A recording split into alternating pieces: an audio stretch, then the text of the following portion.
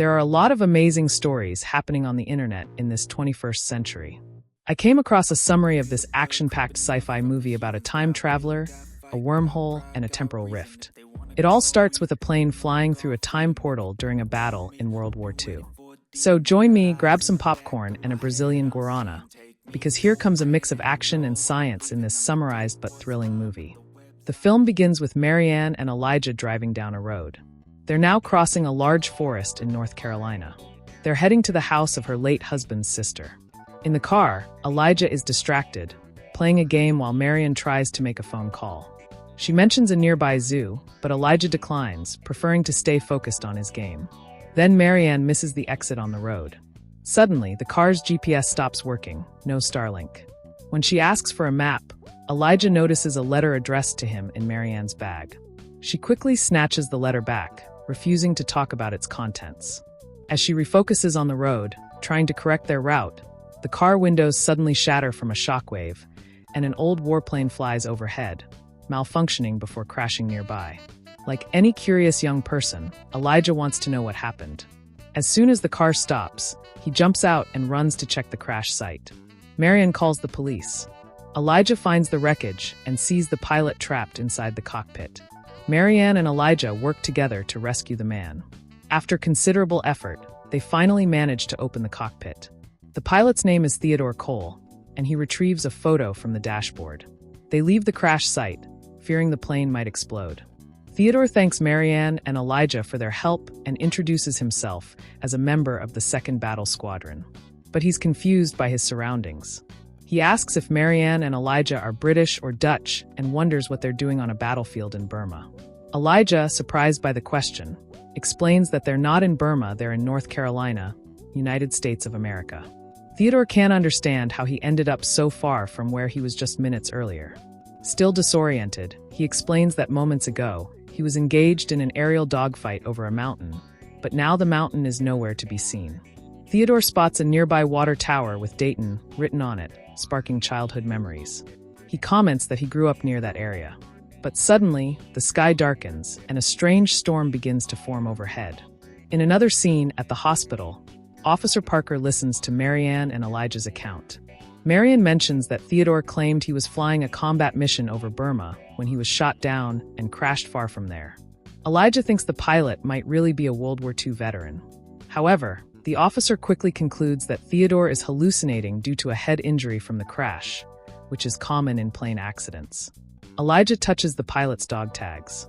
Suddenly, Theodore grabs Elijah's wrist and asks where he is. Elijah tells him they're in a hospital, but the pilot insists he needs to get home to celebrate Christmas with his wife. He believes it's Christmas Eve 1941. Elijah corrects him, explaining it's actually September 2021. Theodore asks Elijah to take a candy from his jacket pocket, and Elijah is surprised because he's never heard of the candy called Wisconsin. When an officer notices Elijah in the room, Theodore blocks the door and begs the boy to find his friend, Sheriff Simons. Elijah promises he will. But then, police officers burst into the room with a nurse who injects a sedative into the now agitated pilot. On the drive back, Elijah tells Marianne what Theodore said in the hospital. She still thinks the pilot is disoriented from the crash, but Elijah isn't so sure anymore. What if Theodore is telling the truth? That he really comes from 1941 and was fighting in the Great War. Elijah mentions to Marianne that the candy the pilot gave him hasn't been manufactured in over 30 years. But Marianne doesn't want to get involved in this situation. Elijah appeals to her emotions, arguing that Theodore might have a family, and it wouldn't be right to leave him alone in such a difficult situation. Moved by Elijah's words, she suddenly stops the car and decides to head back to Bradford to talk to Sheriff Simons to see if he knows Theodore. In another scene, a convoy of military vehicles arrives at the creek where the plane crashed. Theodore has already been located by Bill Kaminsky, a special operations agent from the Air Force. He makes a call and gives instructions to ensure no one speaks to the pilot at the hospital. They only have 7 hours to send the pilot back to 1941. Kaminsky informs officers and firefighters that the area is now closed off. He observes the storm with a Rosen vortex scanning device. Nina Bowman, his assistant, comments that the procedure has been done many times and that the equipment won't reveal anything new. Kaminsky asks her to bring the pilot quickly. In another scene at the Bradford police station, Marianne and Elijah arrive and ask for Sheriff Simons. The police chief, Marty, informs them that Simons no longer works there. But they notice a display case in the station with an interesting photo. To distract the officer, Elijah drops a baseball, and while the officer is distracted, he grabs the photo. Outside the station, Elijah shows Marianne the photo dated 1938, and Theodore is in it. But Marianne refuses to believe it could be the same person. They return to find Theodore at the hospital. He looks out the window and sees soldiers approaching. When a nurse enters the room to give him another sedative, Theodore surprises him. He disguises himself in the nurse's uniform, grabs his pilot clothes, and escapes unnoticed. Now, Theodore is discovering 21st century technology and can't believe what he sees. He accidentally triggers a car alarm while trying to get inside. The noise alerts Bowman, who immediately directs her team to the parking lot. Theodore grabs a bike and escapes. Meanwhile, the government science team removes the plane from the creek and collects all the wreckage. But the tremors in the sky continue, and a technician, Milberg, informs Kaminsky of a new anomaly. Milberg believes the rift in the sky is indeed a time portal, a wormhole, and suggests they need to send all the wreckage back through it. Kaminsky orders Milberg to fix the plane. Marianne stops at a gas station, and Elijah sneaks the letter out of her bag again and starts reading it. While Marianne checks the car's engine, Elijah steps out of the vehicle, complaining about his new school, Jefferson. He thought he'd be in San Diego. He discovers that Marianne had planned to leave him behind. But she explains that she promised his father she'd always do what's best for Elijah. She reassures him that it's not his fault and that his aunt will take good care of him. Suddenly, Theodore appears, almost colliding with them. Elijah sees this as a sign of fate and asks him if he's really the man in the photo. Theodore confirms and points to Sheriff Simons in the picture. Elijah tells Marianne that Theodore needs their help. Theodore says he was heading home to see his wife, Pauline. So Marianne invites him into the car, and they drive off. Marianne heads to his old house, and when they arrive, Theodore goes inside, calling for Pauline, the town nurse. Someone else appears to help. Elijah and Marianne enter the house and ask what's going on. Elijah explains that Theodore is Pauline's husband. The person informs them that Pauline is out learning pottery, but will be back in the afternoon. Theodore now looks at the wedding photos of Pauline, but they show her with another man and their children. Marianne looks up Theodore's death online, and the county records show he died on the exact day he traveled through the Einstein-Rosen Bridge.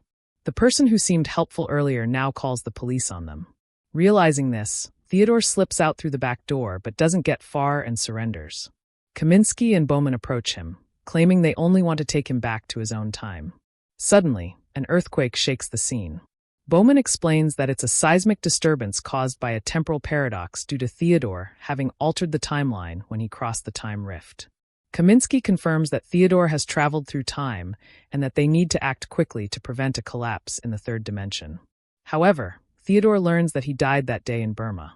He doesn't want to face this reality.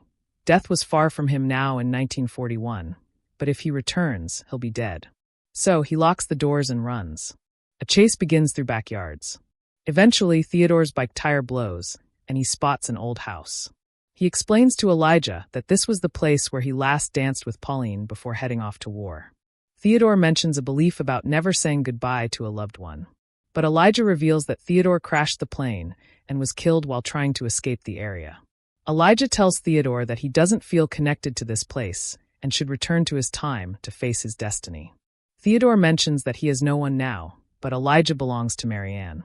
Elijah retorts, explaining that Marianne is his stepmother and wants to get rid of him. Despite Elijah insisting they should keep moving forward, Theodore questions the purpose of this journey now that Pauline has moved on with someone else and has children. Theodore even considers that he should die, but Elijah assures him that's not possible right now. Intrigued, Theodore asks why it's so important for Elijah that he stays alive outside his time from 1941. In response, Elijah shows him a photo of his father and reveals that he passed away a year ago in a war of their time. Theodore understands and feels saddened. Elijah suggests that Theodore might have a second chance in this current time. No one controls a person's future or past. But Theodore doesn't believe in the possibility of a new life now. So Elijah proposes a plan. Theodore should return to 1941 wearing a bulletproof vest.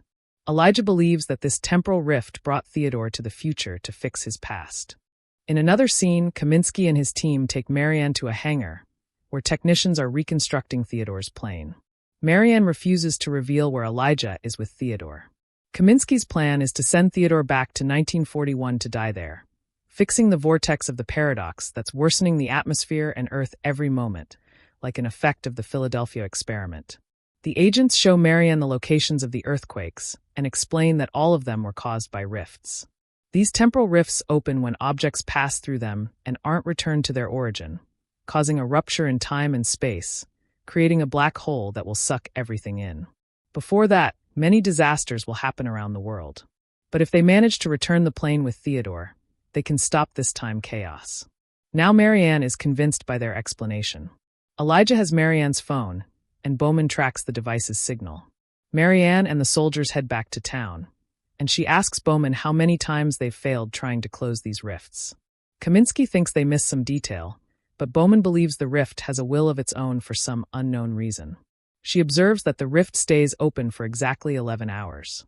Something important must happen during that period. No one knows why Theodore is on the future side of the rift. Now, Theodore and Elijah are running toward a rail yard. As they hear a siren, a helicopter approaches them. Marianne asks Kaminsky to let her talk to Theodore before sending him back. Kaminsky agrees, and Marianne approaches him. Elijah tells Theodore to grab a weapon for protection, but Marianne warns him that he can't fight against destiny. She explains that the time rift has happened before, and if Ted doesn't return the same way he came, everything within a 10-mile radius will die there. But Elijah doesn't believe this nonsense, saying they're lying to them.